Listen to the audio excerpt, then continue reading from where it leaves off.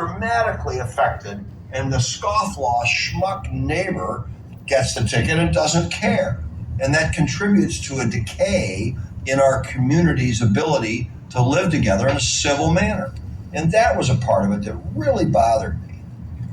I would also say, and we got into this in our case involving the city of St. Peter's, this exurb of St. Louis, the cynicism, I think, of the city's arguments in favor for these programs was detected by the jury, and the city's arguments were rejected. So, for example, the city said, well, this is how we pay for seniors to have transportation. This idea being that if somehow you shut down this red light camera program, you're going to leave, impoverished grandmothers on the side of the road, unable to travel. That was just baloney.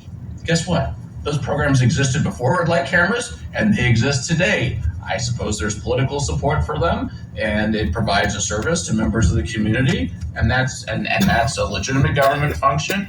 But the point is don't act like we're attacking grandmothers. The cynicisms of the arguments in favor of these programs, I think, is what helped doom them. There really was not political support for these.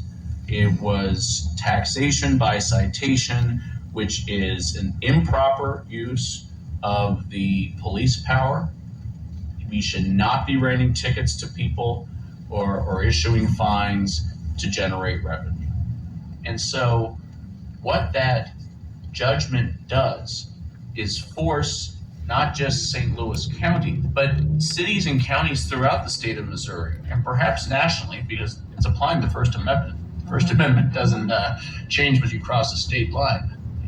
What it does is force them to go through their books, examine their laws, and rewrite that. And I know that Beavis knows firsthand from a conversation he had with a lawyer who practices on the government side. That's exactly what they're doing, and that's a good thing.